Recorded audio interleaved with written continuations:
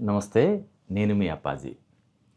మొన్న జరిగిన 'Peddi' block buster success ఈవెంట్‌లో మెగాస్టార్ చిరంజీవి తన తనయుడు రామ్ చరణ్‌కి న్యూ ఏజ్ మెగాస్టార్ అనే బిరుదుని ప్రకటించారు. అంటే యాక్చువల్‌గా ఇది నరేంద్ర మోడీ గారు, మన ప్రధాని నరేంద్ర మోడీ గారు చెప్పారని చెప్పి ఆయన చెప్పారు. ఏదేమైనా ఇక నుంచి తనని రామ్ చరణ్‌ని న్యూ ఏజ్ మెగాస్టార్‌గా పిలవాలని ఆయన పరోక్షంగా చెప్పినట్టయింది.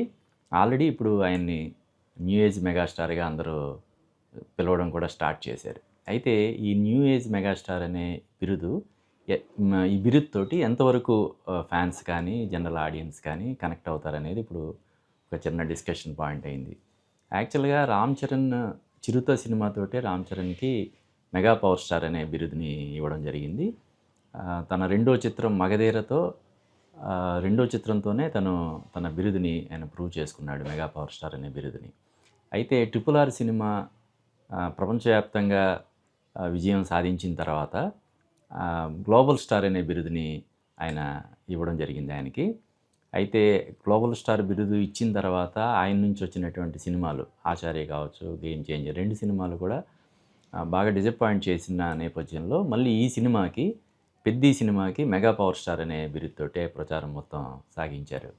అయితే ఇప్పుడు కొత్తగా new age megastar 'Peddi' cinema అసాధారణమైనటువంటి విజయం సాధించి ముఖ్యంగా రామ్ చరణ్‌కి మంచి పర్ఫార్మర్‌గా పేరు వచ్చిన నేపథ్యంలో ఇప్పుడు న్యూ ఏజ్ మెగాస్టార్ అనే బిరుదుని ఇవ్వడం జరిగింది. దీంతో కనెక్ట్ అవుతారా? లేదంటే మళ్ళీ మెగా పవర్ స్టార్ అనే బిరుదునే కంటిన్యూ చేస్తారా? అనేది ప్రస్తుతానికి కొంచెం సస్పెన్స్ అని చెప్పాలి.